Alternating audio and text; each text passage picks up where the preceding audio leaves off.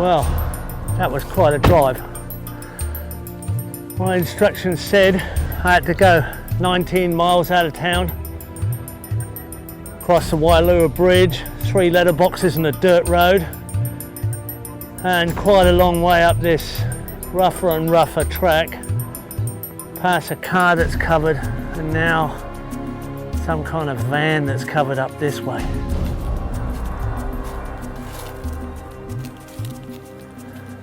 Well, there's more and more mangoes. They look like wild seedlings. There's legumes everywhere in the canopy and in the understory. I'm on my way to find a very special site.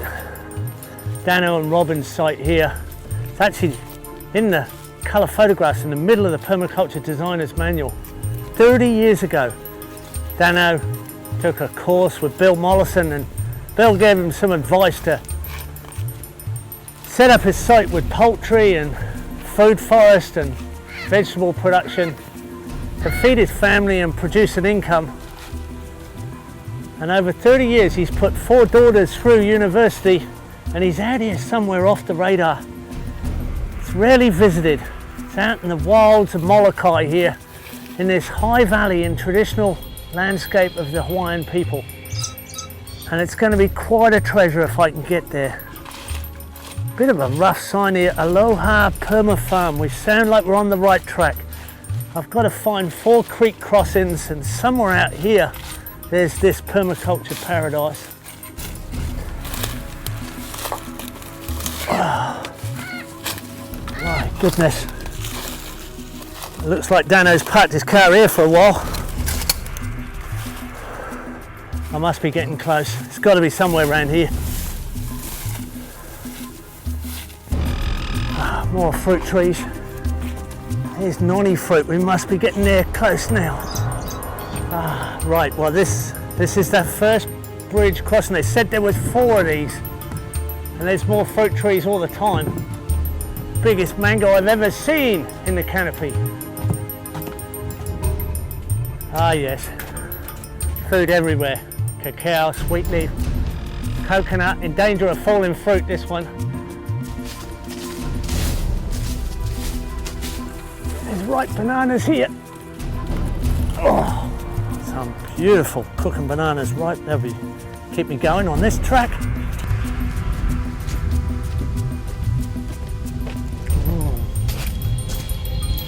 Oh yeah. If you think you've got a mango tree, now that's a mango. Look at that.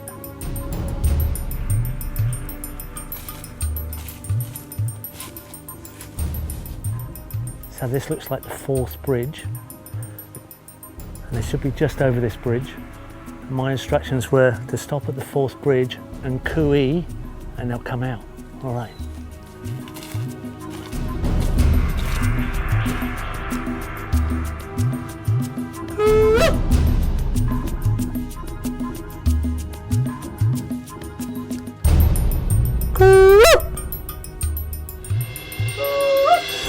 Hey. Hey, Jeff! Dano? Oh, where you been? I've been here. I've been looking for you. You don't see any of my films? No, never watched TV. Haven't watched TV since the Dick Van Dyke Show. Right. Well, you need to show us around. Let's go. Okay.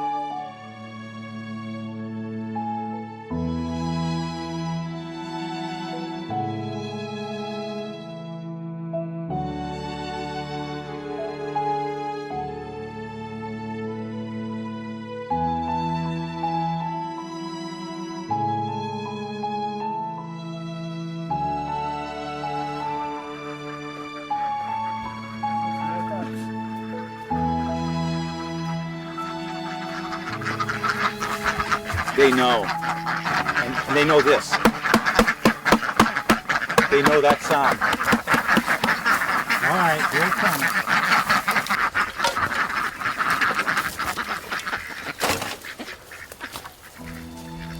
This guy came to Molokai, Bill Mollison from Australia, and he did a weekend workshop up in the forest reserve. And so we went, and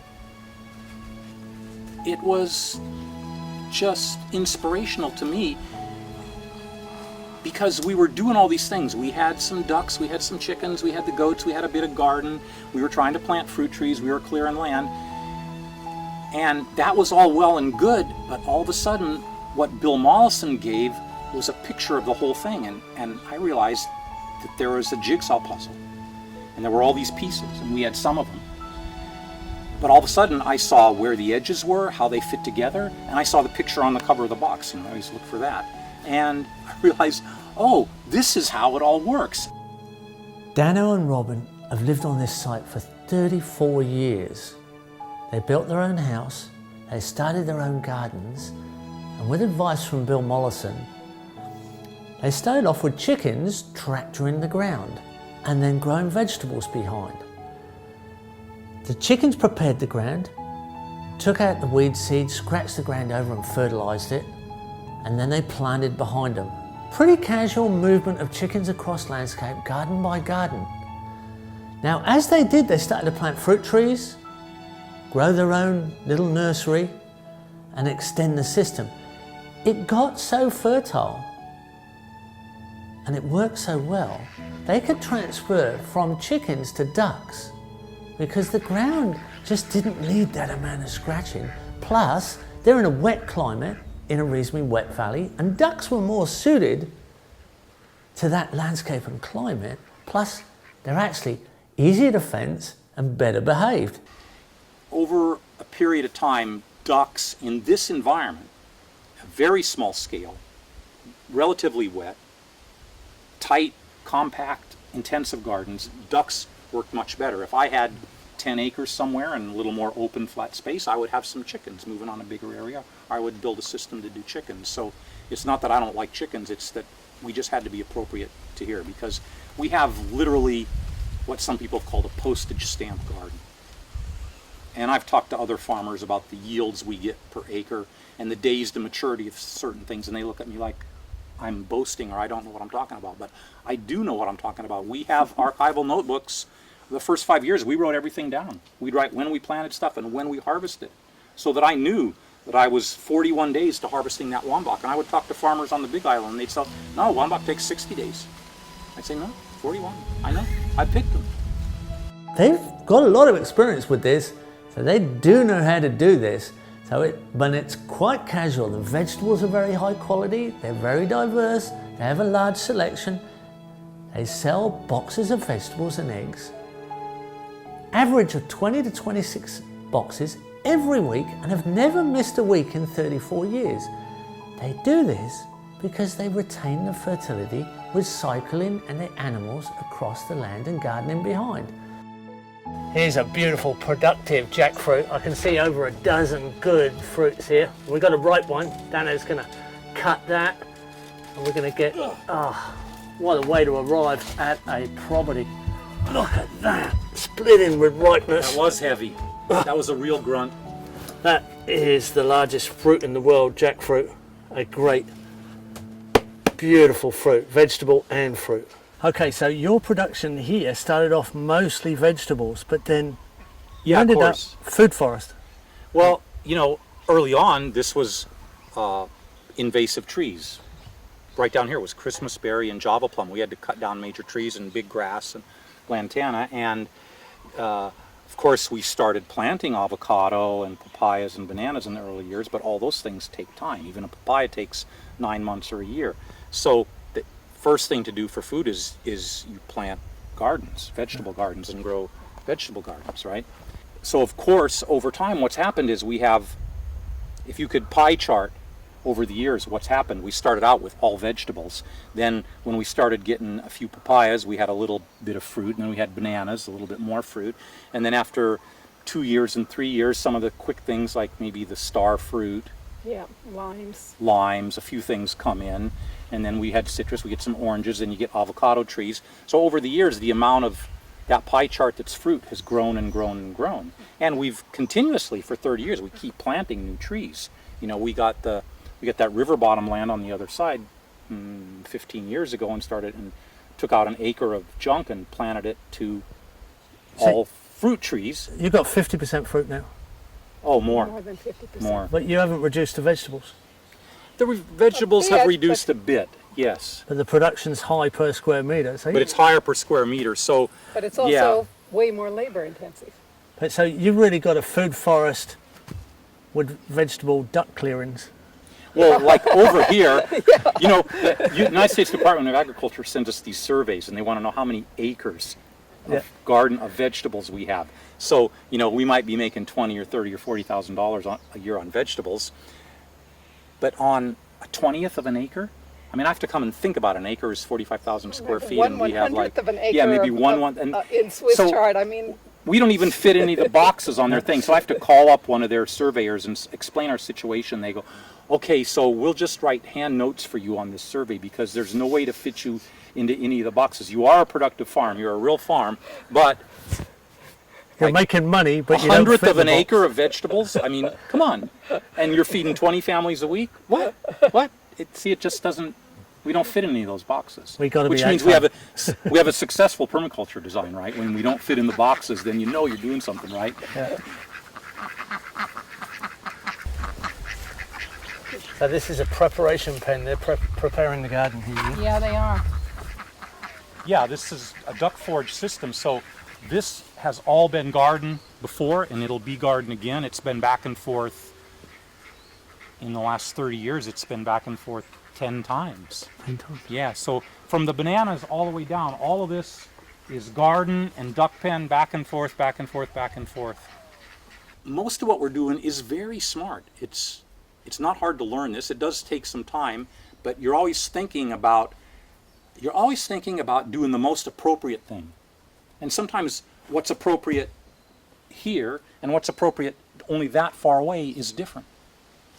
You know, and that's where what I learned from Bill Mollison about permaculture is, you know, you're going to look in permaculture first is like, where does the sun come from? Where's your wind come from? What's the slope of the ground? Real basic physical things affect the real world. This is real world 101, permaculture. And that's all it is. It's just about being smart. I'm smart. Are you smart? Yes. Yeah, we're smart. That's all it takes. It's not high pressure. It's quite a casual event. But over time, what has become obvious is the fruit trees around the gardens have continued to grow and to continue to increase in yield. The vegetables are just as productive as they always were. There's no fertility drop, but the trees have got bigger, and now 50% of their box vegetables are actually box fruit vegetables and eggs. The fruit is nearly 50% of their product that they sell, and that takes very little work at all. In fact, mostly it's just picking. You have about an acre on this side, Yes. Yeah. which you're gardening and food foresting. Yeah. If you were going to just do this to feed yourselves, self-sufficient wise, do you think you could do it on 10 or 12 hours a week? It's worth the work each? To just feed us? Yeah, Like on 2 hours a week, or 3 or 4. no more than that. I mean, it would be a weekend hobby to feed ourselves. I mean, but at this point, there's so much fruit that we have so much fruit after 35 years on 2 acres that if we keep somebody busy 40 hours a week just picking fruit. But if you wanted to feed yourself, you really wouldn't have to, you really wouldn't notice the work. No. No. People, I think that's something a lot of people don't We could just tie realise. ropes in the trees and swing from tree to tree and eat. Tarzan and Jane. This is a system that can be replicated by anybody. It's just a matter of making sensible links between fast cycles leading to slower, permanent cycles, reducing your workload, increasing your efficiency, and ending up in a really productive extremely healthy lifestyle. In your lifetime, you can affect change. The current generation, young people coming up, can, by the time they're our age, live in a completely different world. It's totally possible. We can undo what we've done. Yeah. Yeah, we can repair the earth. Yeah. Yeah. You know, one of my favorite quotes says, "It's easy to do smart things.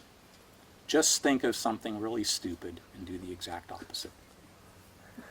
And believe me, there are so many stupid examples out there. And that's, so it's just like you have all the inspiration you want. Just look around and go, God, that sucks, that's crazy. Okay, flip it, do the exact opposite, and that's all we're doing.